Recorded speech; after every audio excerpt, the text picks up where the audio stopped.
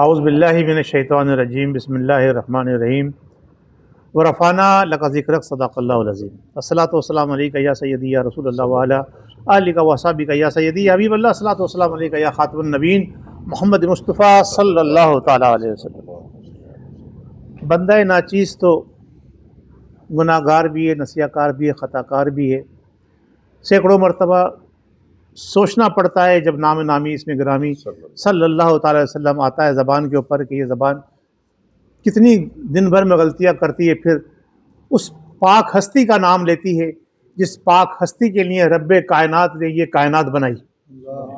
اللہ تبارک و تعالیٰ نے ہمیں یہ اعجاز بخشا ہے کہ ہمیں اپنے پیارے محبوب سید المرسلین خاتم النبیین محمد مصطفیٰ صلی اللہ تعالیٰ علیہ وسلم کا امتی بنایا اور اس دنیا میں ہمیں بھیجا،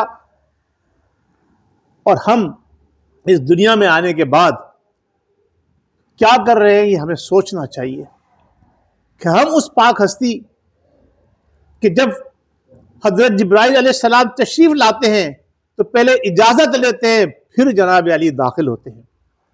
یہ رتبہ اللہ نے جس کو سر کی جاگتی آنکھوں سے اپنا دیدار کرایا، عرش نے جن کے طلبوں کے بوسے لیے، ہم اس پاک ہستی کی نقل اتاریں دنیا کے اندر، صورتیں بنائیں دنیا کے اندر۔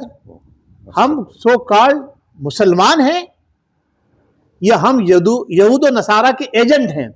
یہ کام تو یہود و نصارہ کا تھا، دشمنان اسلام کا تھا۔ یہ کام ہمارے ملک وطن پاکستان میں کیسے ہو گیا؟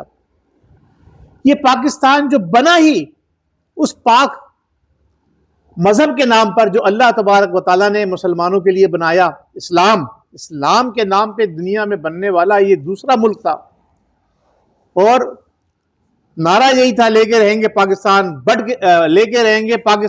کے رہے گا ہندوستان۔ پاکستان کا مطلب کیا؟ لا الہ الا اللہ محمد رسول اللہ۔ تو میری آپ تمام احباب سے، میرے یہاں ہمارے بزرگ بیٹھے میں کیا ان کے سامنے اپنی بات کروں، بس یہ الفاظ یہاں اپنی گفتگو ختم کرتا ہوں کہ گستاخ رسول کی سزا شریعت نے مقرر کی ہوئی ہے۔ یہ جیسا جاوید بھائی نے کہا، پلاننگ سے باقاعدہ یہ پروگرام کیا گیا ہے محرم الحرام کے مقدس مہینے کے اندر، جس میں نواسہ رسول جنت کے نوجوانوں کے سردار نے اپنا سر کٹایا سجدے کے اندر۔ ان دنوں کے اندر یہ پروگرام نشر کر کے ہم مسلمانوں کے دلوں کو ایذا پہنچائی گئی ہے، پری پلاننگ۔ تو جو لوگ اس میں شامل ہیں، دیکھیں جیو کے بہت سارے پروگرام خبریں نیوز چلتی ہیں، ان کو چھوڑ دیئے، جو اس پروگرام کے ماسٹر مائنڈ ہیں ان سب کو وہی سزا ملنی چاہیے جو گستاخ رسول کی سزا ہے، جو گستاخ صحابہ کی سزا ہے، جو شریعت نے مقرر کی ہے۔ ہمیں وہ سزا چاہیے، اس کے علاوہ ہم کسی بھی سزا پر کمپرومائز نہیں کریں گے، چاہے اربوں روپے کے ان پہ جرمانے لگائے جائیں، چاہے انہیں 50 سال کی سزائیں دی جائیں، ہم کمپرومائز نہیں کریں گے۔ سزا وہی ہوگی جو شریعت نے مقرر کی ہے۔ بس یہی میری آپ سے گزارش ہے، اور میں تمام اہل علم سے اور خاص طور سے صوفیہ اعظام اور اسلامک اسکالر سے گزارش کروں گا کہ اس مشن پر آگے بڑھیں۔ آج اگر ہم نے یہاں بند نہیں باندھا تو پھر اس ریلے کو، اس سیلاب کو روکنے والا کوئی نہیں ہوگا۔ بہت شکریہ۔